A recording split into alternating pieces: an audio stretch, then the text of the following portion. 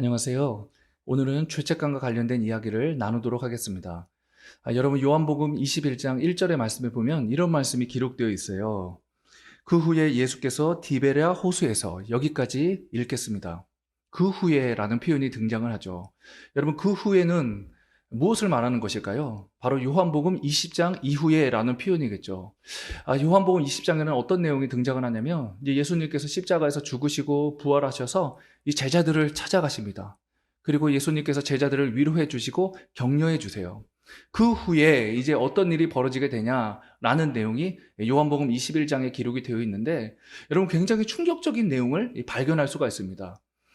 요한복음 21장 3절인데요. 요한복음 21장 3절에 보니까 시몬 베드로가 나는 물고기 잡으러 가노라 하니 여기까지만 보겠습니다. 시몬 베드로가 나는 물고기 잡으러 가겠다.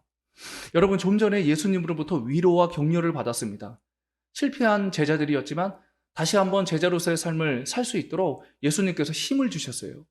그렇다면 여러분 요한복음 21장에는 어떤 내용이 전개가 되어야 합니까? 바로 이 제자로서의 아름다운 삶, 멋진 삶, 그것을 이제 살아가고 있는 모습을 그려져야 되는 거 아니겠습니까? 그런데 이게 웬일입니까? 그런 내용과는 전혀 다른 지금 베드로가 나는 갈릴리 바다에 고기를 잡으러 가겠다. 나는 예전처럼 살겠다. 나는 어부로 살겠다. 여러분 지금 이런 모습이 그려지고 있지 않습니까? 너무나 충격적인 내용이죠. 여러분 그렇다면 왜 베드로는 그렇게 예수님으로부터 다시금 제자로서의 그런 위로와 격려를 받으면서 그 길을 걸어갈 수 있도록 힘을 얻었음에도 불구하고 이렇게 과거의 삶, 나는 어부가 되겠다. 그 과거의 삶으로 회귀하고 있었던 것일까요? 여러분 그 이유에 대해서 요한복음 21장의 내용을 아무리 많이 읽어도 설명이 나오지가 않습니다. 그렇기 때문에 우리는 추측을 할 수밖에 없는데요. 가장 유력한 이유는 뭐냐면 바로 베드로 4명 가운데 아주 무서운 마귀가 주는 죄책감이 있었기 때문이죠. 여러분 이 죄책감에는요 2가지가 있습니다. 하나님이 주신 죄책감이 있고요. 그리고 마귀가 주는 죄책감이 있습니다. 여러분 하나님께서 주시는 이 죄책감과 마귀가 주는 죄책감, 이것을 우리가 어떻게 구별할 수 있을까요? 다양한 말씀을 통하여 설명해 드릴 수 있겠지만 오늘은 디모데후서 1장 7절을 통해서 설명해 드리기를 원합니다. 디모데후서 1장 7절에 보면 이런 말씀이 있어요. 하나님이 우리에게 주시는 것은 두려워하는 마음이 아니다. 오직 능력과 사랑과 절제하는 마음이다. 여러분 하나님께서 우리에게 주시고자 하신 것이 무엇이라고 합니까? 두려워하는 마음이 아니에요. 두려워하고 불안해하고 이런 마음을 우리에게 주시는 것이 아니라 하나님은 능력과 사랑과 절제하는 마음을 우리에게 주신다는 것이죠. 여러분 이것을 좀 다르게 표현해 볼까요? 하나님께서 우리에게 언제나 주시기를 원하시는 것은 뭐냐면 하나님은요 우리의 신앙에 유익이 되는 것, 우리의 신앙에 도움이 되는 것, 그래서 결국 하나님과 그 관계가 더욱더 가까워지고 그리고 언제나 하나님과 깊은 교제를 나눌 수 있게 하는 것, 그것을 우리에게 주신다는 것이죠. 그래서 여러분 하나님께서 주시는 이 죄책감은요 우리가 그 죄책감, 하나님으로부터 그 죄책감을 받았을 때 하나님을 더 찾게 됩니다. 하나님 제가 잘못했습니다. 제가 너무나 부족했습니다. 제가 하나님을 위하여 살았어야 하는데, 제가 하나님 안에 머물러야만 했는데 제가 잘못했습니다 하면서 더 간절하게 하나님을 찾게 된다는 것이죠. 그래서 오히려 하나님이 주시는 그 죄책감 덕분에 우리의 신앙이 더욱더 성장하고 더욱더 아름답고 빛나는 그런 신앙의 모습이 되는 그런 것들을 이제 볼 수가 있습니다. 그런가 하면 여러분 마귀가 주는 이 죄책감은 어떤 의미가 있을까요? 여러분 마귀가 주는 죄책감은요 하나님이 주시는 죄책감과 이 반대로 이제 생각을 하시면 돼요. 마귀가 주는 죄책감은요 두려움입니다. 불안함을 줘요. 그리고 마귀가 주는 이 죄책감은 우리로 하여금요 이 신앙이 성장하지 못하도록 막습니다. 신앙을요 파괴시킵니다. 하나님과의 그 관계를 파괴시킵니다. 하나님과 더욱더 멀어지게 만듭니다. 그래서 이 마귀가 주는 이 죄책감에 시달리면 이렇게 되는 거죠. 이런 고백을 하게 되는 거죠. 나 같은 사람은 하나님 자녀가 될 수 없어. 나같이 이렇게 너무나 더러운 사람이 어떻게 하나님을 찾을 수 있어? 나 같은 이런 사람이 어떻게 교회 갈 수 있어? 여러분 마귀가 자꾸 속삭이는 거 아니에요? 너가 이렇게 죄를 졌는데 너 같은 사람이 무슨 하나님의 자녀라고. 너 같은 사람은 하나님께서 원하시지 않아. 하나님께서 너 같은 사람은 버리셨어. 자꾸 이렇게 마귀가 그 죄책감을 통하여 이런 무서운 속삭임을 주니까 거기에 이제 넘어가가지고 결국에는 신앙이 파괴되어지고 결국에는 교회를 떠나고 하나님과의 관계가 단절되는 그런 모습이 있는 거 아니겠습니까? 여러분도 이 마귀가 주는 죄책감을 경험하십니까? 저도 종종요, 이 마귀가 주는 죄책감을 경험할 때가 있어요. 특별히 여러분 설교하기 전에, 참 희한하죠? 설교하기 전에 마귀가 죄책감을 줘요. 예전에 제가 잘못됐던 그런 삶들이 여러분 그 전에는 생각도 안 났는데 갑자기 이 설교하기 전에 막 그런 삶들이 막 생각이 나는 거예요. 여러분 그렇다면 마귀가 그런 죄책감을 설교 전에 주었을 때 그럼 제가 어떻게 해야 될까요? 그럼 이 자리에 나와서 아이고 나는 과거에 이런저런 삶을 살았기 때문에 나는 이곳에서 설교할 자격이 없어. 나는 설교하면 안 돼. 나는 하나님의 자녀가 아니야 하면서 제가 이 강단에서 여러분에게 죄송합니다 여러분. 저는 너무나 큰 죄를 졌기 때문에 여러분 앞에서 설교할 자격이 없는 사람입니다. 여러분 제가 이렇게 이야기를 해야 할까요? 아니죠. 저뿐만 아니라 여러분에게도 이 하나님이 주시는 죄책감이 아니라 마귀가 주는 죄책감이 찾아왔을 때 너 같은 사람이 무슨 구역장이야. 너 같은 사람이 무슨 직분자야. 너 같은 사람이 어떻게 하나님의 일을 해. 여러분 이런 마귀가 주는 무서운 죄책감이 우리에게 찾아왔을 때 어떻게 해야 돼요? 그냥 포기해 버려야 합니까? 나는 할 수 없는 자지 하면서 그 자리를 떠나야 합니까? 아니죠. 여러분 거기에 우리는 대항해야 합니다. 여러분 이런 마귀가 주는 이 죄책감을 이겨내기 위해서 여러분 우리가 두 가지를 좀 기억하셔야 돼요. 먼저 첫 번째는 뭐냐면요. 나의 정체성에 대해서 내가 누구인지에 대해서 정확한 인식을 가지고 있어야 한다는 거예요. 여러분이 누구십니까? 여러분은 어떠한 정체성을 갖고 계십니까? 여러분 이것에 대한 정확한 인식, 선명한 인식이 여러분 우리에게 있어야 한다는 거예요. 여러분 우리는 누구일까요? 다양한 성경 구절을 통해서 설명해 드릴 수 있겠지만 여러분 오늘은 로마서 8장 15절입니다. 로마서 8장 15절에 보면 이런 말씀이 있어요. 굉장히 유명한 말씀이죠. 너희는 다시 무서워하는 종의 영을 받지 아니하고 양자의 영을 받았으므로 우리가 아빠 아버지라고 부르짖느니라. 아멘. 여러분 너희는 다시요 무서워하는 종의 영을 받지 아니했대요. 그럼 우리는 원래 어떤 영을 받았다는 거예요? 무서워하는 영. 그것도 그냥 영이 아니라 종의 영, 이것을 받았다는 것이죠. 여러분 이것을 이제 정확하게 번역하면 무서워하는 종의 영이라는 것은요, 무섭게 만드는 그리고 하나 끊고 종의 영, 그러니까 두 가지 영인데 첫 번째는 무섭게 만든다는 것이죠. 우리를 두렵게 만들어요. 불안하게 만들어요. 무서움을 줍니다. 이런 영을 받았다고 하고 또 하나는 종의 영, 종으로 만드는 영, 억압하고 괴롭히는. 여러분 이 영이 뭐죠? 우리를 무섭게 만들고 우리를 종으로 만드는 영, 바로 마귀죠. 여러분 이것이 원래 우리의 정체성 아니었습니까? 예수 믿기 전에, 하나님의 자녀가 되기 전에 우리의 정체성은요 마귀의 자녀였어요.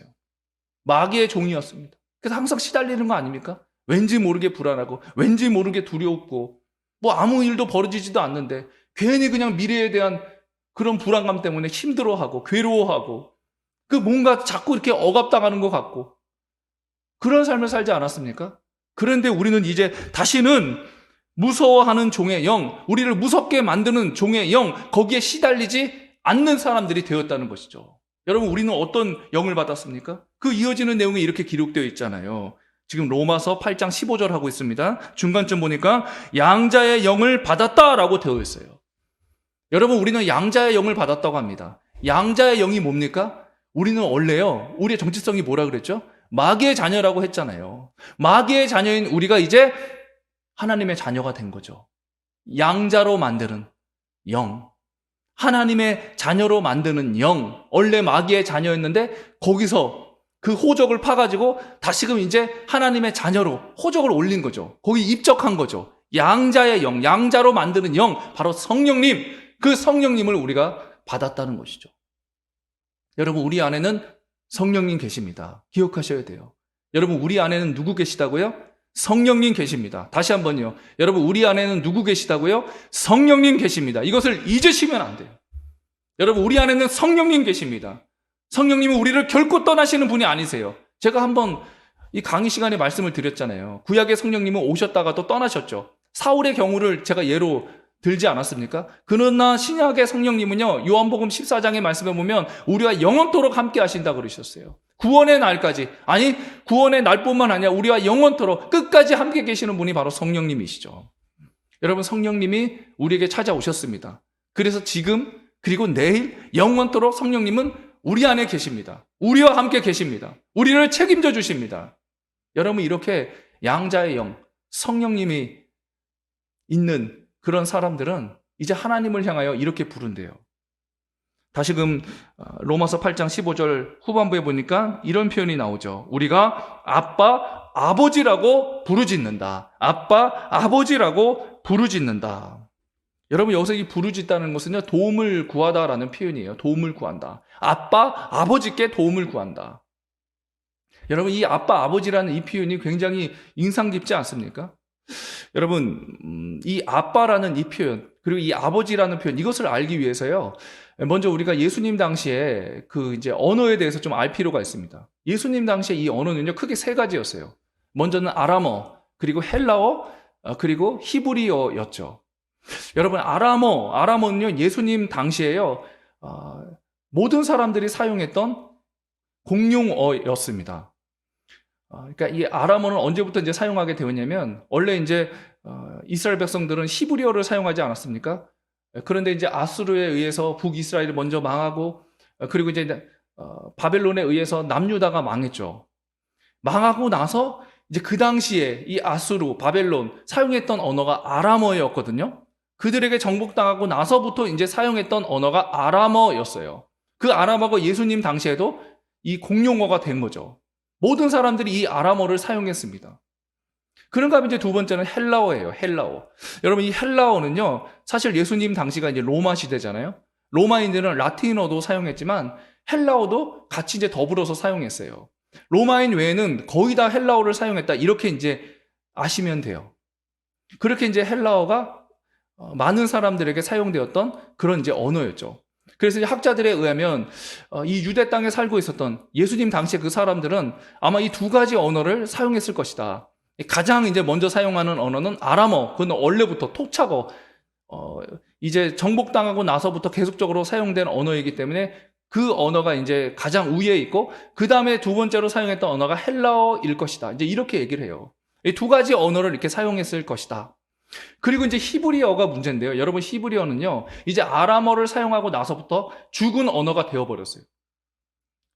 유대인들이 그 히브리어를 몰라요. 사용한 지 너무 오래돼가지고요. 특별히 이제, 종교 지도자들, 종교 이제 행사를 할 때요, 그때는 이제 히브리어를 사용했습니다. 그들만의 이제 언어가 되었던 것이고요. 나머지 그냥 평범한 사람들은 히브리어를 모릅니다. 사어가 되어버렸어요. 죽은 언어가 되어버렸습니다. 그러니까 여러분, 예수님 당시에 보통 사람들이 사용했던 언어 두 가지를 기억하시면 돼요. 먼저는 아람어가 더 위에 있고요. 그 다음엔 헬라어, 이 두 가지를 사용했구나. 이렇게 이제 기억하시면 됩니다. 근데 이 아빠, 아버지는요, 바로 이 아람어와 헬라어로 구성된 언어예요. 여러분, 이 아빠라는 것은요, 아람어입니다. 아람어. 그러니까 우리가 생각하면 아빠 하니까 지금 우리 한국말로 아빠라고 이렇게 생각하실 수 있는데, 그 아빠가 아니에요. 발음이 아빠입니다. 아빠. 아람어로 발음이 아빠예요. 아빠. 그런데 이 공교롭게도 이 아람어로 이 발음 아빠, 이게 어떤 의미가 있냐면요, 우리 한국말이랑 동일한 의미가 있어요. 그러니까 아버지를 친숙하게 부르는 그 언어가, 그 단어가 바로 아빠라는 거예요. 아빠. 여러분, 이해가 되십니까? 그러니까 아람어로 이 아빠라는 발음은요, 그 우리가 한국말로 아빠 하는 거랑 공교롭게도 이 동일한 의미예요. 동일한 의미. 그러니까 이것을 번역해서 우리 한국말로 아빠로 해놓은 게 아니라 이 아람어로 이것은 그냥 발음 자체로 아빠라고 우리 성경에 기록해 놓은 건데, 여러분, 이 뜻이 공교롭게도 우리가 생각하는 그 아빠라는 거예요. 아버지를 친숙하게 부르는 단어, 용어, 그거라는 것이죠. 그리고 이 아버지는요, 파테르라고 합니다. 파테르. 그런데 이제 유대인들은요, 구약 성경에 보면 하나님께서 그 이스라엘 백성들을 향하여 내 아들이라 뭐 이렇게 표현을 하잖아요. 근데 그럼에도 불구하고 유대인들은 하나님을 파테르, 아버지라고 부르지를 못했습니다. 감히 어떻게 우리가 하나님을 아버지라고 부를 수 있어? 우리는 아버지라고 하나님을 부를 수 없어. 그래서 뭐라고 불렀냐면, 이거는 이제 히브리어로 아도나이, 주인님, 이렇게 이제 불렀어요. 하나님을요. 여하튼 여러분, 예수님도요, 마가복음 14장 36절에 보면 이런 말씀을 하십니다. 이르시되 아빠 아버지여, 아빠 아버지여. 아버지께서는 모든 것이 가능하오니 하면서 이제 말씀을 하시죠. 예수님도 하나님을 향하여 아빠, 아버지라고 부르셨어요. 아버지일 뿐만 아니라 하나님은 어떤 분이시라는 거죠? 아빠예요, 아빠. 우리와 친밀한 관계를 유지하시는 분, 우리와 가장 가까우신 분, 그분이 바로 하나님이시라는 거죠. 여러분, 하나님은요, 우리에게 있어서 아빠, 아버지가 되십니다. 아버지이시기 때문에 우리는 하나님을 존경해 드려야 해요. 그러나 하나님은 또 우리의 아빠가 되십니다. 가장 우리와 친숙하신 분이에요. 우리와 친밀한 분이세요. 언제나 우리와 가장 가까운 관계를 유지하시는 분이세요. 그렇기 때문에 여러분, 우리는 하나님을 향하여 부끄러워할 필요가 없어요. 머뭇거릴 필요가 없습니다. 언제나 우리가 뭔가 부족하고 뭔가 힘들고 뭔가 어려운 일이 있다면 하나님을 찾을 수 있는 거예요. 왜요? 아빠이기 때문에. 나에게 친숙하신 분이고 친밀한 분이고 언제든지 내가 찾아도 되는 나랑 가장 가까운 분이시기 때문에. 그분이 바로 누구예요? 하나님 아버지시죠. 그분은 우리의 아빠가 되십니다. 여러분, 우리의 정체성이 뭔지 아시겠습니까? 바로 우리는요, 하나님을 아빠, 아버지라고 부를 수 있는 사람이에요. 하나님과 가장 가까운 사이, 친밀한 사이, 하나님의 아들, 하나님의 딸, 그것이 바로 우리의 정체성이라는 것이죠. 그렇다면 여러분, 마귀가 주는 이 죄책감이 우리 내면 가운데 찾아왔을 때 우리가 거기에 마귀의 종이 돼가지고 그렇지, 나는 아무것도 할 수 없는 자지, 나는 할 수 없지, 나는 할 수 없지, 나는 설교할 수 없지, 나는 뭐든지 할 수 없지. 여러분, 이 죄책감 우리가 시달리면 될까요? 그러면 안 되죠. 내가 누군지 알아? 내가 하나님을 아빠, 아버지라고 부르는 자야. 나는 하나님의 아들이고 하나님의 딸이야. 여러분, 그런 인식을 가지셔야 돼요. 그렇다면 그 다음 단계는 뭘 하셔야 됩니까? 바로 이 말씀으로 대적을 하셔야 되죠. 로마서 8장 1절에서 2절 말씀입니다. 로마서 8장 1절에서 2절. 그러므로 이제 그리스도 예수 안에 있는 자에게는 결코 정죄함이 없나니 이는 그리스도 예수 안에 있는 생명의 성령의 법이 죄와 사망의 법에서 나를 해방하였음이라. 할렐루야. 여러분, 우리는요, 죄와 사망의 법에서 해방됐습니다. 더 이상 그 마귀가 주는 그 죄책감에 시달릴 필요가 없는 거예요. 여러분, 마귀를 향하여 우리는 이 말씀으로 대적해야 합니다. 마귀야, 나는 이미 해방되었어. 나는 이미 죄와 사망의 권세로부터 풀려났어. 나는 이제 하나님을 아빠, 아버지라고 부를 수 있는 하나님의 아들이고 하나님의 딸이야. 여러분, 이렇게 외치셔야 된다는 거예요. 그럴 때 마귀가 벌벌 떨고 도망가고, 이 마귀가 주는 이 죄책감이 우리 내면 가운데서 사라지는 놀라운 역사를 경험하게 되실 것입니다. 사랑하는 여러분, 우리에게 죄책감이 찾아올 수 있습니다. 하나님이 주시는 죄책감은 우리에게 유익이 되는 거예요. 여러분, 하나님은 우리를 사랑하시기 때문에요, 우리가 잘못된 삶을 살면 여러분, 징계가 없으면 사생자라 그랬잖아요. 어떻게든 하나님 품으로 다시금 돌아오게 하기 위해서 하나님이 주시는 이 거룩한 죄책감을 우리에게 부어주세요. 하나님을 더욱더 찾게 만듭니다. 그러나 여러분, 주의할 것이 있죠. 마귀가 주는 죄책감. 네가 하나님의 자녀라고? 너처럼 이렇게 더러운 자가 무슨 목사라고? 네가 설교할 자격이 있어? 여러분, 그렇게 마귀가 무서운 죄책감을 우리에게 줄 때 거기에 지시면 안 됩니다. 내가 누구인지를 정확하게 인식하셔야 되고, 그리고 로마서 8장 1절과 2절의 말씀으로 여러분, 마귀를 대적하셔야 돼요. 저는 여러분이 언제나 마귀가 주는 이 죄책감, 그것을 이기시고 승리하시는 여러분 되실 수 있기를 간절히 축복합니다.